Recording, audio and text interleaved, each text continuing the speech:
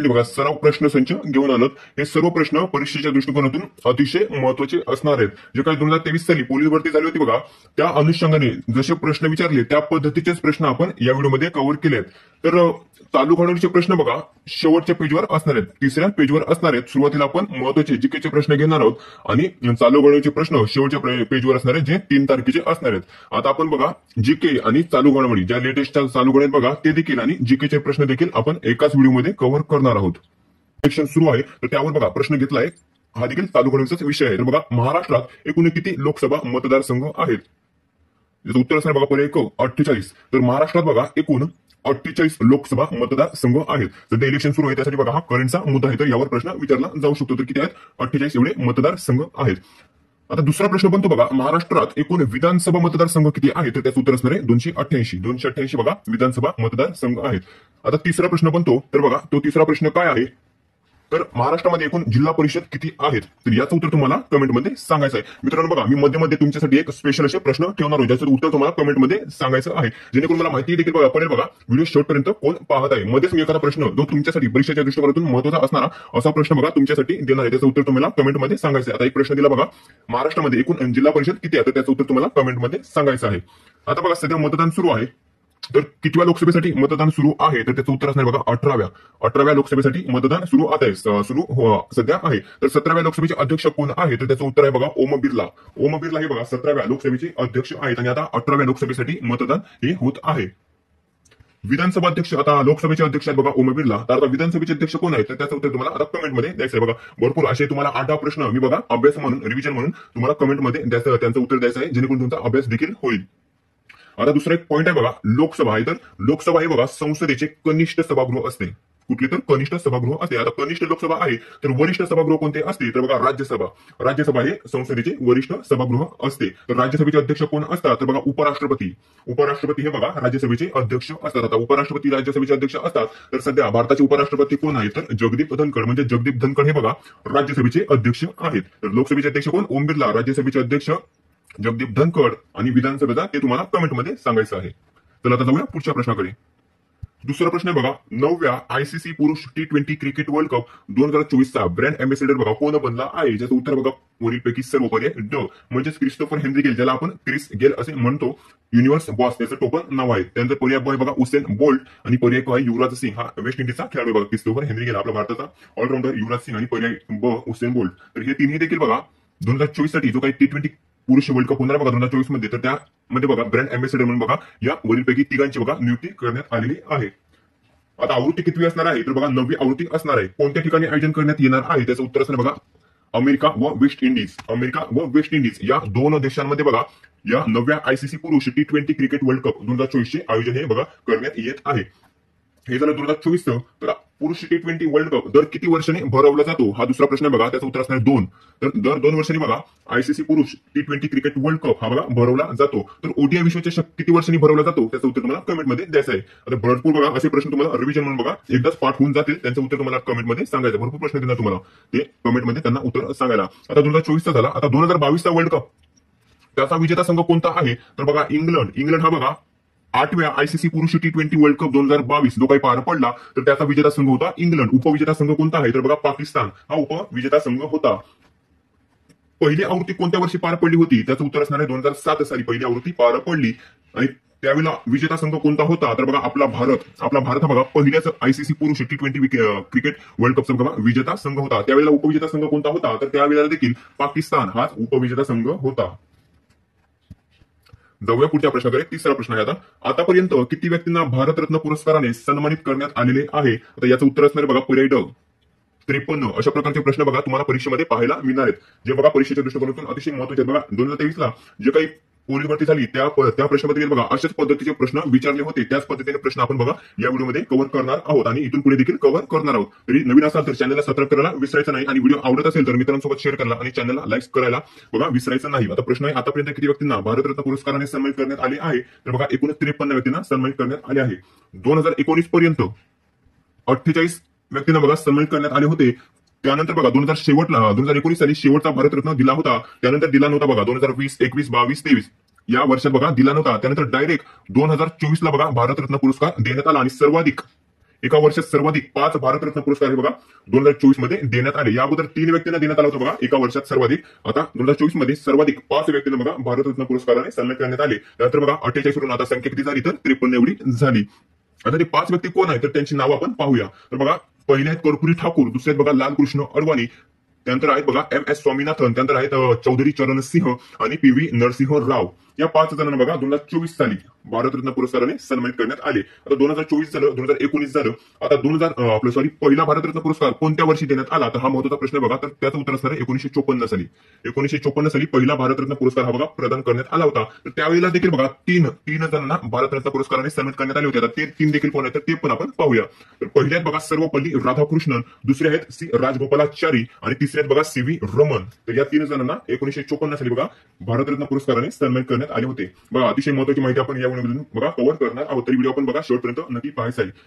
त्यानंतरचा चौथा प्रश्न विचारला बघा महाराष्ट्र दिन नुकताच आपण साजरा केला. तर बघा तो कोणत्या दिवशी साजरा करण्यात येतो तर पर्याय अ बघा 1 मे.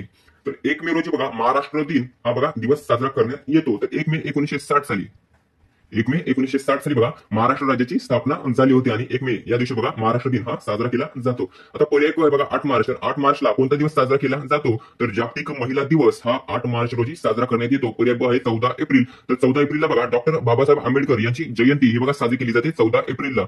आणि 7 एप्रिलला कोणता दिवस साजरा केला जातो तर जागतिक आरोग्य दिवस हा 7 एप्रिलला साजरा केला जातो. पुढचा 5वा प्रश्न आहे. अशा प्रकारचे प्रश्न बघा परीक्षेत विचारले जातात. कवी टोपण नाव या पद्धतीचे प्रश्न आहेत बघा. तर हे सर्व कवी आणि त्यांचे टोपण नावे आपण अगोदरच्या व्हिडिओमध्ये बघा घेतलेले आहेत. तर ते पाहायचे असतील तर बघा जुनी व्हिडिओ पहा, त्यामध्ये आपण हे सर्व कव्हर केलेले आहेत. मराठीचे जॉन्सन असे खालीलपैकी कोणास म्हटले जाते याचं उत्तर असणारे पर्याय क कृष्णशास्त्री चिपळूणकर. तर कृष्णशास्त्री चिपळूणकर यांना बघा मराठीचे जॉन्सन असे म्हटले जाते. आता पर्यायामध्ये बघा काही कवी लेखक आहेत बघा तर त्यांचं देखील आपण पाहूया. तर कृष्णाजी केशव दामले तर यांना काय म्हणून ओळखले जाते तर बघा आधुनिक मराठी काव्याचे जनक असे बघा कृष्णाजी केशव दामले केशवसूत यांना असे म्हटले जाते. पर्याय ब आहे बघा यशवंत दिनकर पेंढारकर. तर यांना बघा महाराष्ट्र कवी म्हणून बघा ओळखले जाते यशवंत दिनकर पेंढारकर यांना. पर्याय ड आहे बघा बाळ सीताराम मर्ढेकर. तर बाळ सीताराम मर्ढेकर यांना बघा नवकाव्याचे जनक किंवा नवकाव्याचे प्रवर्तक असे बघा म्हटले जाते बाळ सीताराम मर्ढेकर यांना. आता पुढचा अतिशय महत्त्वाचा प्रश्न बघा मोसाद ही गुप्तचर संघटना खालीलपैकी कोणत्या देशाची आहे. ज्याचं उत्तर असणार आहे बघा पर्याय अ इस्रायल. तर इस्रायलची ही बघा मोसाद ही गुप्तचर संघटना आहे. आता तुम्हाला एक बघा प्रश्न देतो त्याचं उत्तर तुम्हाला कमेंटमध्ये सांगायचं आहे. आता मोसाद इस्रायलची संघटना आहे तर भारताची गुप्तचर संघटना कोणती तर त्याचं उत्तर तुम्हाला कमेंटमध्ये द्यायचं आहे. आता पर्याय क आहे अमेरिका. तर अमेरिका या देशाची बघा गुप्तचर संघटना कोणती आहे तर त्याचं उत्तर असणार आहे बघा CIA बघा अमेरिका या देशाची गुप्तचर संघटना आहे. इंग्लंडची कोणती आहे तर बघा MI6 हे बघा इंग्लंडची गुप्तचर संघटना आहे. आणि रशियाची कोणती आहे तर KGB ही रशियाची संघटना आहे. पाकिस्तानची आहे बघा ISIS ही पाकिस्तानची आहे.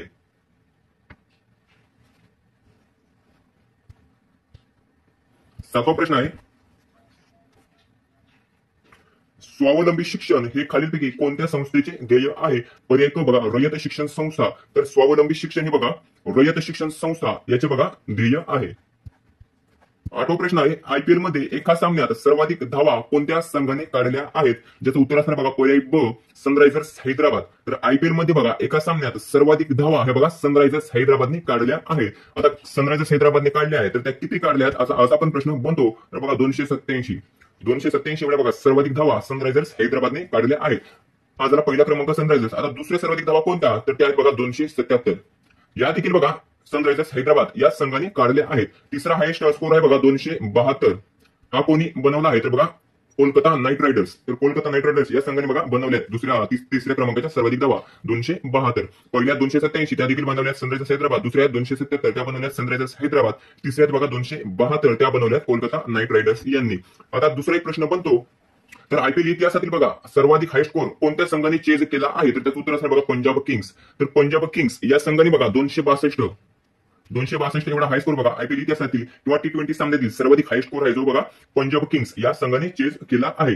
रन बनवले तर बघा कोलकाता नाईट रायडर्स यांनी 261 बनवले होते. त्यानंतर पंजाब किंग्सने बघा 262 रन बनवून बघा नागरिकत्व सुधारणा कायद्याची अधिसूचना कोणत्या दिवशी जारी करण्यात आली त्याचं उत्तर असणार बघा पर्याय ब 11 मार्च 2024 ला बघा भारतामध्ये नागरिकत्व सुधारणा कायदा म्हणजे CAA याची अधिसूचना किंवा बघा सीए हा कायदा बघा भारतामध्ये लागू करण्यात आला कोणत्या दिवशी, तर 11 मार्च 2024 ला.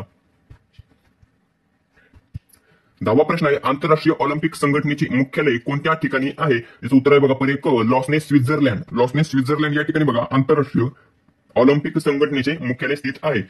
आता आयसीसीचे मुख्यालय कोणत्या ठिकाणी आहे? तर बघा दुबई. दुबई या ठिकाणी आयसीसीचे मुख्यालय आहे.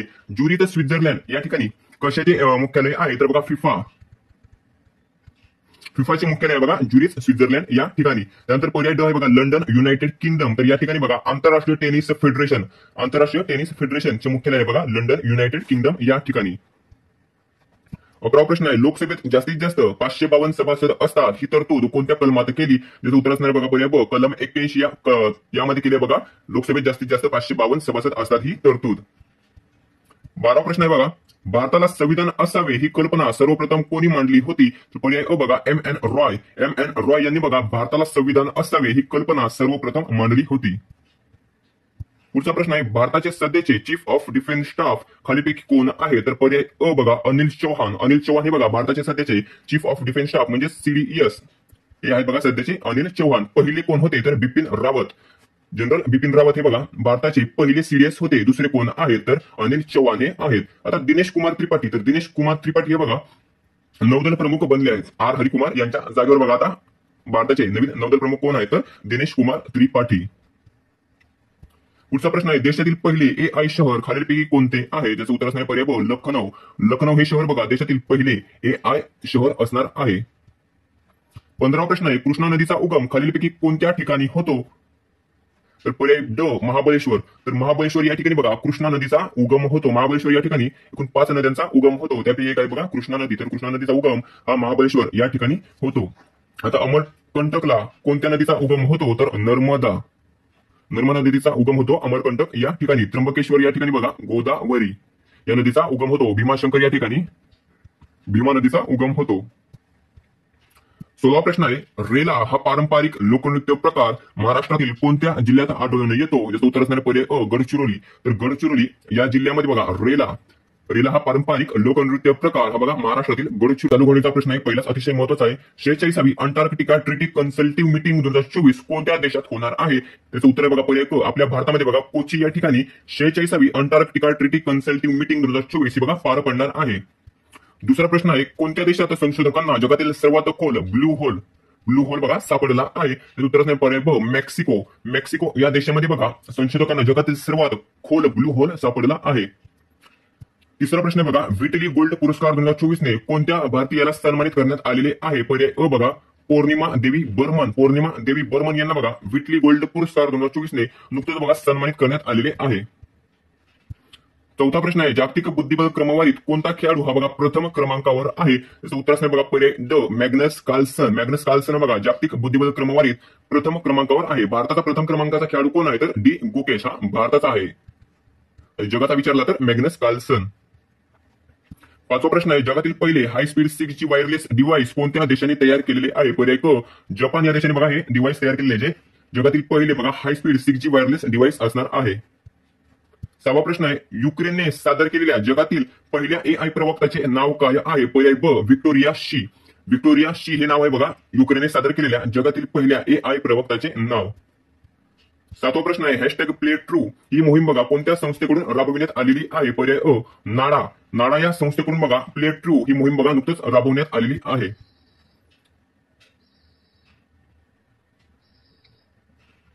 8वा प्रश्न आहे, पृथ्वीपासून सुमारे किती कोटी किलोमीटर अंतरावरील एका लघुग्रहावरील बघा एका रहस्यमय सिग्नलचा वेध घेण्यास नासाला यश आलेले आहे? याचं उत्तर तुम्हाला कमेंटमध्ये सांगायचं आहे. हा तुमचा होमवर्क असणार आहे. मगाशी 17वा प्रश्न आणि आताचा 8वा प्रश्न याचं उत्तर तुम्हाला कमेंटमध्ये सांगायचं आहे. याचे उत्तर तुम्हाला उद्या मी नक्की देईन. जे 2 प्रश्न आहे बघा त्याचे उत्तर तुम्हाला मी उद्या नक्की देईन. आणि मगाशी जे व्हिडिओमध्ये महत्वाचे जीकेचे प्रश्न विचारले, आपले उत्तर तुम्हाला कमेंटमध्ये सांगायचे असे प्रश्न विचारले तर त्यांचं उत्तर देखील तुम्हाला कमेंटमध्ये सांगायचं आहे. तर मित्रांनो अशा प्रकारे बघा महत्वाचे 17 जीकेचे आणि 8 चालू घडामोडीचे प्रश्न आपण या व्हिडिओमध्ये कव्हर केले. ते तुम्हाला कसे वाटले ते कमेंट करून नक्की सांगा. व्हिडिओ आवडला असेल तर मित्रांसोबत शेअर करायला आणि चॅनलला सबस्क्राईब करायला विसरायचं नाही. भेटूया पुढच्या व्हिडिओमध्ये. धन्यवाद.